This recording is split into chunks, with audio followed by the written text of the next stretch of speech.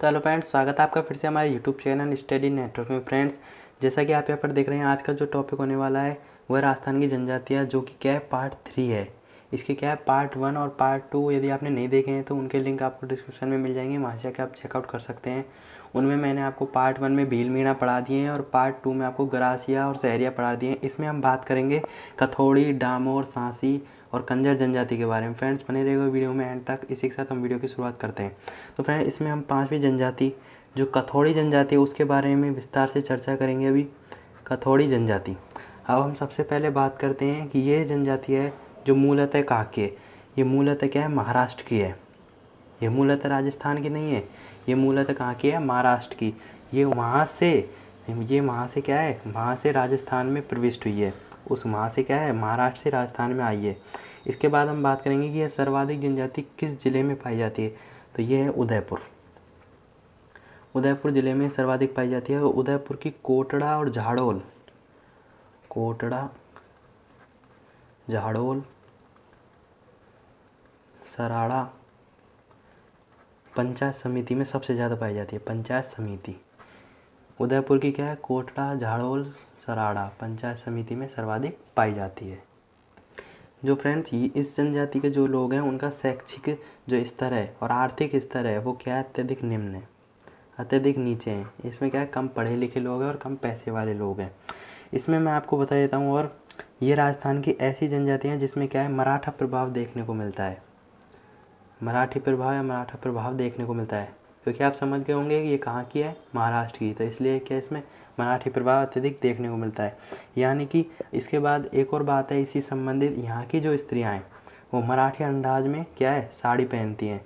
तो मराठी अंदाज में जो साड़ी पहनती हैं उसे फड़का कहते हैं।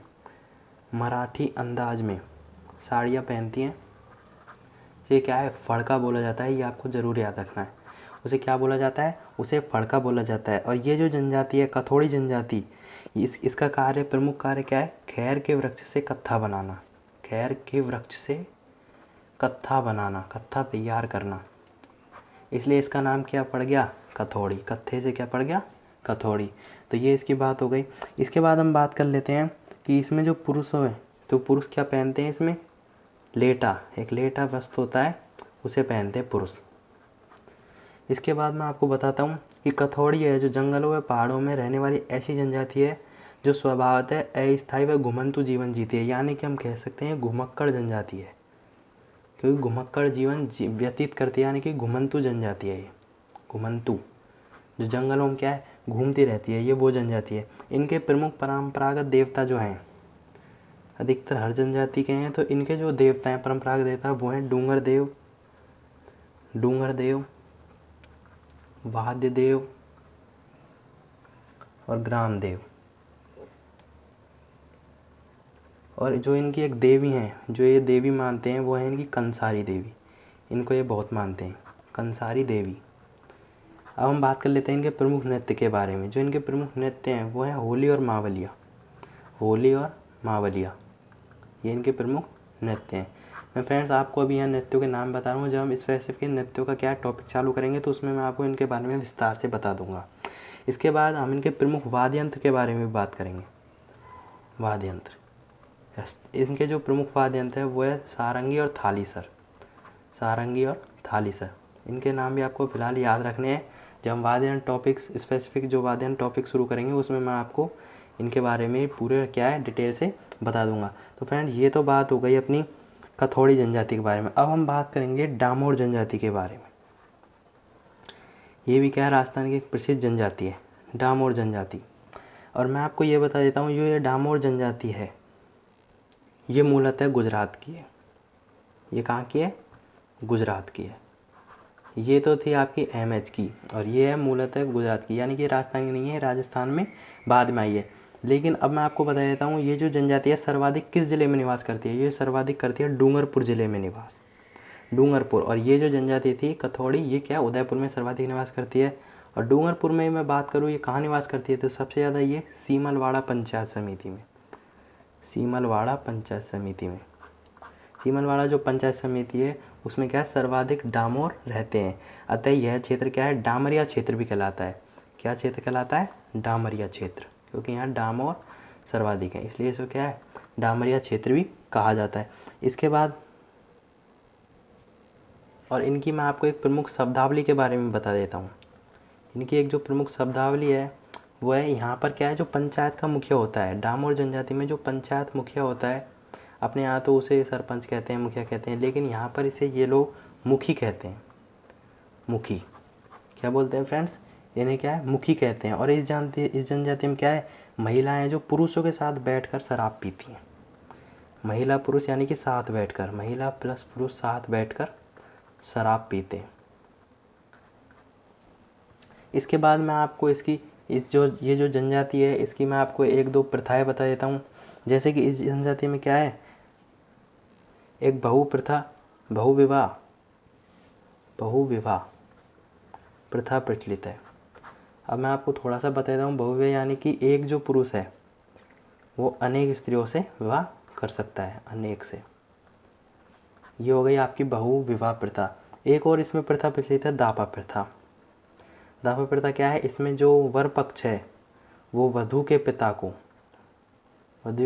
को वधू मूल्य देता है, कुछ राशि देता है, तो ये हो गई इसमें दापा प्रथा। इसमें एक और प्रथा है, उसे क्या है, मतलब वो प्रथा तो नहीं है, यानी कि हम कह सकते हैं वो है, जैसे कि उसका नाम है चाड़िया। अब हम बात करेंगे, ये भी क्या है, एक तरह से इनकी एक प्रमुख शब्दावली है। जो चाड़िया है ये क्या है, एक तरह की इनकी प्रमुख शब्दावली, यानी कि ये लोग होली के अवसर पर जो कार्यक्रमों को आयोजित करते हैं, होली के अवसर पर जो मनोरंजक कार्यक्रमों को आयोजित करते हैं, उन्हें क्या है, ये चाड़िया नाम से पुकारते हैं। उन्हें क्या बोलते हैं, ये चाड़िया। तो ये भी क्या है, इनके ये एक प्रमुख शब्दावली है।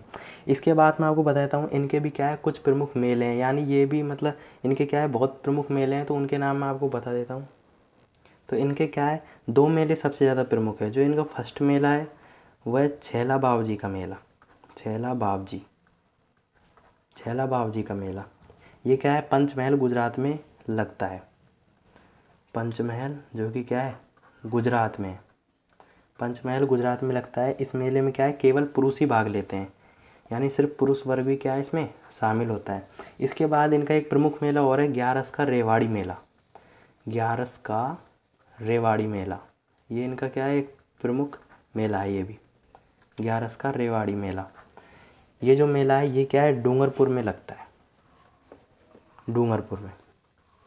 और कब लगता है, लगभग सितंबर में लगता है। कब लगता है, सितंबर में लगता है।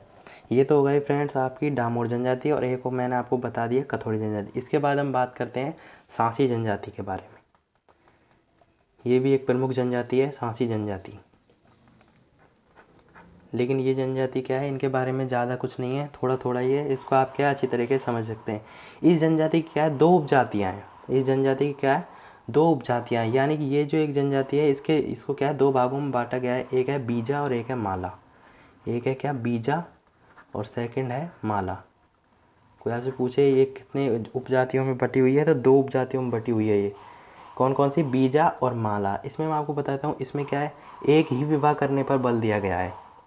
एक ही विवाह, चाहे पुरुष हो या स्त्री हो, मतलब कुल मिला के वो बहुविवाह नहीं कर सकते। अभी आपने इस डामोर जनजाति में पढ़ा, इसमें क्या है, बहुविवाह कर सकते थे, लेकिन इसमें क्या है, एक ही विवाह पर बल देते हैं, यानी एक विवाह करने की परंपरा है। और विधवा विवाह नहीं कर सकते हैं, यानी कि विधवा विवाह पर बैन है, विधवा विवाह नहीं। विधवा विवाह पर क्या है, बैन है इस जनजाति में। और ये सर्वाधिक कहाँ निवास करती है, जो सर्वाधिक निवास करती है वो निवास करती है भरतपुर और झुंझुनू के कुछ क्षेत्रों में। भरतपुर और झुंझुनू के कुछ क्षेत्रों में सर्वाधिक निवास करती है। अगर आपसे कोई पूछे ये सर्वाधिक कहाँ निवास करती है, तो ये भरतपुर और झुंझुनू में सर्वाधिक निवास करती है। इसके बाद मैं आपको बताता हूँ, इसमें क्या है, एक प्रथा प्रचलित है जिसका नाम है कुकड़ी रस्म। अब मैं आपको बता देता हूँ कुकड़ी रस्म क्या है। इस रस्म में क्या है, विवाह से पहले लड़की को अपने चरित्र की परीक्षा देनी होती है। जो महिला है उसको विवाह से पहले अपने कैरेक्टर की, चरित्र की परीक्षा देनी होगी। ये है इनकी कुकड़ी रस्म। और इसमें मैं आपको बताता हूँ, इनके जो प्रमुख त्यौहार हैं, सांसी जनजाति के प्रमुख जो त्यौहार हैं वो हैं होली और दिवाली। ये इनके काफ़ी प्रमुख त्यौहार हैं, और ये जो त्यौहार है ये काफ़ी अधिकतर लोगों के प्रमुख होते ही होते हैं। तो इनके क्या है, ये प्रमुख त्योहार हैं होली और दिवाली। और ये क्या है, घुमक्कड़ जनजाति है, ये भी घुमक्कड़। कौन सी जनजाति, ये भी क्या है, एक घुमक्कड़ जनजाति है। और ये जो जनजाति है इसे सांड और लोमड़ी का मांस सर्वाधिक अच्छा है। कौन कौन सी, सांड और लोमड़ी, इनका मांस ये खाना क्या है, सर्वाधिक पसंद करते हैं सांड और लोमड़ी का। कौन सी जनजाति, सांसी जनजाति। तो फ्रेंड्स ये हो गई आपकी सांसी जनजाति। अब बात करेंगे हम कंजर जनजाति के बारे में। इसके बाद फ्रेंड्स इस वीडियो की आपकी जो लास्ट की जनजाति है वह आपकी कंजर जनजाति, 8वीं जनजाति है कंजर जनजाति। अब मैं कंजर जो शब्द है ये क्या है, काननचार शब्द से बना है, काननचार, जिसका अर्थ होता है जंगलों में विचरण करने वाले, जंगलों में विचरण करने वाले, विचरण करने वाले यानी जो जंगलों में घूमते हैं। ये क्या है, कानाचार शब्द से बनी है जिसका अर्थ होता है जंगलों में विचरण करने वाले। ये है आपकी कंजर जनजाति। इनके जो मुखिया होते हैं यानी कंजर जनजाति के बस्ती के जो मुखिया होते हैं उनको क्या बोला जाता है, उनको बोला जाता है पटेल। क्या बोला जाता है फ्रेंड्स, पटेल। ये उनकी क्या है, शब्दावली है। और उनके जो आराध्य देवी हैं, आराध्य देवी, आराध्य देवी और आराध्य देवता दोनों के बारे में बात करेंगे। आराध्य देवता या आराध्य देव, आराध्य देवी है उनकी चौथ माता, जो कहाँ पर है, चौथ का बरवाड़ा सवाई माधोपुर, चौथ का बरवाड़ा सवाई माधोपुर, सवाई माधोपुर में। और जो इनका आराध्य देव इनने माने हैं वो माने हैं हनुमान जी। और इनकी एक कुल देवी और इनने मानी है, जो कुल देवी इनने मानी है वो मानी है इन्हें जोगणिया माता, जोगणिया माता। यदि आपको फ्रेंड्स इन टॉपिकों में यदि कोई भी समस्या है जनजातियों के टॉपिक में तो आप कमेंट करके ज़रूर पूछ लेगा। और आपको वीडियो पसंद आए तो अभी लाइक कर दीजिए। जो जोगणिया माता मान रखी है। और ये जो सर्वाधिक निवास करते हैं वो निवास करते हैं कोटा में, उदयपुर में, बारा में, बूंदी में और कुछ अलवर में भी निवास करते हैं। ये क्या है, यहाँ पर ये सर्वाधिक निवास करते हैं, कोटा, उदयपुर, बारा में ये सर्वाधिक निवास करते हैं। अब मैं आपको बता देता हूँ इनके जो प्रमुख नृत्य हैं वो हैं चक्री नृत्य और धाकड़ नृत्य, ये इनके प्रमुख नृत्य हैं। और मैंने आपको बता दिया नृत्य जब हम टॉपिक स्टार्ट करेंगे तो उसमें मैं आपको और डिटेल से बता दूंगा। और इनके प्रमुख वाद्य यंत्र हैं कि कौन से वाद्य यंत्र बजाना सबसे अधिक पसंद करते हैं, वो है ढोलक और मंजीरा, ढोलक मंजीरा, ये इनके प्रमुख वाद्य यंत्र हैं। इसके बाद मैं बात करता हूँ इस जनजाति में क्या है, मृत व्यक्ति के मुँह में 2 बूंद शराब की जरूर डाली जाती है। ये इनकी एक प्रथा है, जो कोई व्यक्ति मर चुका है उसके मुंह में क्या है 2 बूंद शराब की ज़रूर डाली जाती है। और इस जनजाति की जो स्त्रियां होती हैं वो डांस में क्या है, एक्सपर्ट होती हैं। स्त्रियां क्या है, डांस में एक्सपर्ट होती हैं यानी नाचने गाने में प्रवीण होती हैं। और ये लोग क्या है, मोर का मांस खाना सर्वाधिक पसंद करते हैं, मोर का मांस खाना सर्वाधिक पसंद करते हैं। और इसमें मैं आपको बता देता हूँ कि इस जनजाति की ये खास विशेषता होती है कि इनके घरों में दरवाजे नहीं होते हैं, घरों में दरवाजे नहीं होते। बेशक खिड़कियाँ ज़रूर होती हैं लेकिन दरवाजे नहीं बने होते हैं। तो फ्रेंड ये हो गई आपकी कंजर जनजाति। यदि आपको इनसे रिलेटेड इन 8 मैंने आपको 8 जनजातियाँ बताई हैं। यदि आपने पार्ट 1 और पार्ट 2 नहीं देखे हैं तो लिंक डिस्क्रिप्शन में मिल जाएगा। और लास्ट में एंड स्क्रीन में भी वो 2 वीडियो शो हो रही होंगी, वहाँ से आप चेकआउट कर सकते हैं। फ्रेंड इस टॉपिक में यदि आपको कोई भी समस्या है तो आप ज़रूर कमेंट करिएगा, यहाँ से आपको सेटिस्फाई रिप्लाई मिलेगा। और फ्रेंड आपको वीडियो पसंद आए तो लाइक कीजिएगा, चैनल पर नहीं तो सब्सक्राइब कीजिएगा। और यदि आपको कोई भी टॉपिक में समस्या है, इसके अलावा भी कोई टॉपिक समस्या है तो वो भी आप कमेंट करके ज़रूर बता दीजिए, हम उस पर भी वीडियो बना देंगे फ्रेंड्स। और हमारे इंस्टा का लिंक नीचे डिस्क्रिप्शन में दिया हुआ है, वहाँ से आप चेकआउट कर लीजिएगा। मैं मिलूंगा आपको किसी नए धमाकेदार वीडियो के साथ। Friend tata bye bye, Vande Mataram.